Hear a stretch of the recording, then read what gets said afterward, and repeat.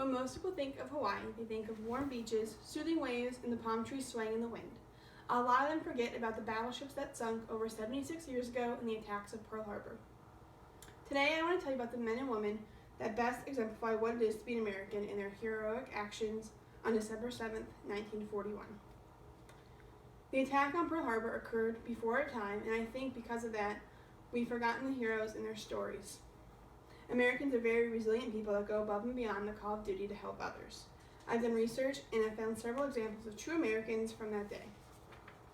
In this speech, I will share the stories of the men and women from the Pearl Harbor attack. It was 8:10 in the morning of December 7, 1941, when the first battleship was hit by the Japanese planes. The first ship was the USS Arizona, which is where our first story takes place. Samuel Glenn Fuqua was a captain in the United States Navy. According to the Arlington National Cemetery, he was born in Ladonia, Missouri on October 15, 1899. However, it wouldn't be for another 42 years until the horrific acts occurred. The morning of the attack, Samuel was eating his breakfast when suddenly the ship's air raid sirens started to go off. While he was trying to get to the quarterdeck, he had to dodge fire from the enemy. In an article by Evan Andrews from History.com, Samuel was said to have been knocked out cold when a bomb fell merely a few feet away from him. Somehow, Fuqua was able to regain consciousness in direct firefighting operations. Once the ship took too much damage, it started to sink, but this did not stop Samuel from helping his fellow sailors evacuate. Evan Andrews' article from History.com interviewed Edward Wenslaw, an Arizona crewman. In that interview, Wenslaw recalled, "I can still see him standing there, ankle deep in water, stub of cigar in his mouth, cool and efficient, oblivious to the dangers about him." Evan Andrews' article from 2015 also stated that once the ship had sunk, he commandeered a boat and braved heavy fire while picking up survivors from the fire-streaked waters.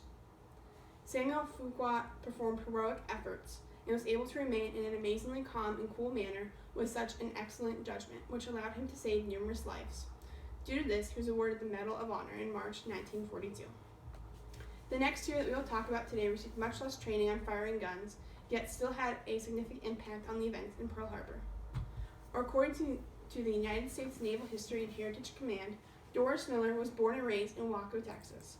He played as a fullback on his high school football team and worked on his family's farm. Because of this, he was quite strong.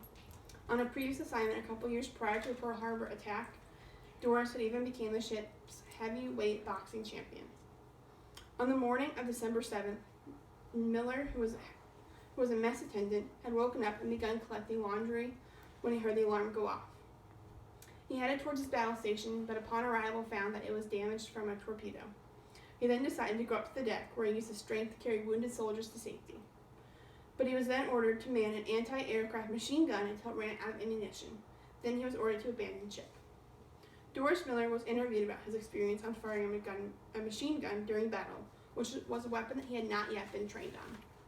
Miller responded, "It wasn't hard. I just pulled the trigger and she worked fine. I had watched the others with these guns. I think I got one of those Jap planes." For his efforts, Doris Miller was commended by the Secretary of the Navy and received the Navy Cross, which is the third highest medal in the Navy. Unlike the previous two heroes we discussed, the next one was not a member of any branch of the United States military. George Walters did not go to military school, nor did he wear a uniform, yet he was a hero on December 7th, and he played a big part in the American efforts. In a 2017 news article from NBC5, Walters was credited for helping save the USS Pennsylvania. The USS Pennsylvania was dry docked during the attack. George Walters was one of the dockyard crane operators, and his job it was to help fix the ship. However, on the morning of the 7th, he took it upon himself to adjust his work duties.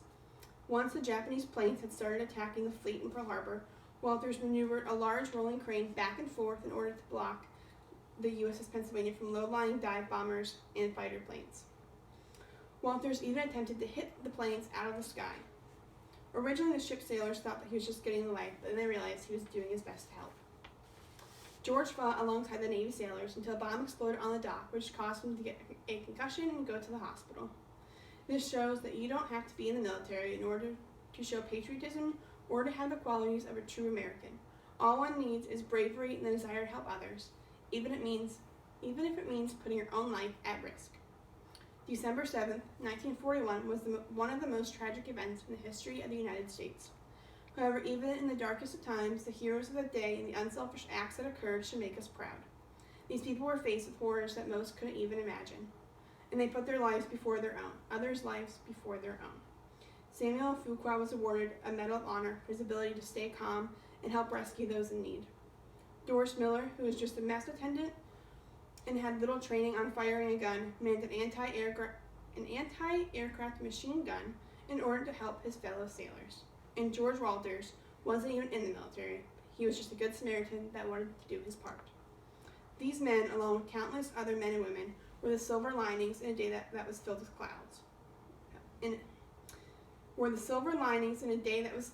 clouds. Without their heroic actions, the tragedy of the Pearl Harbor attack could have been much worse.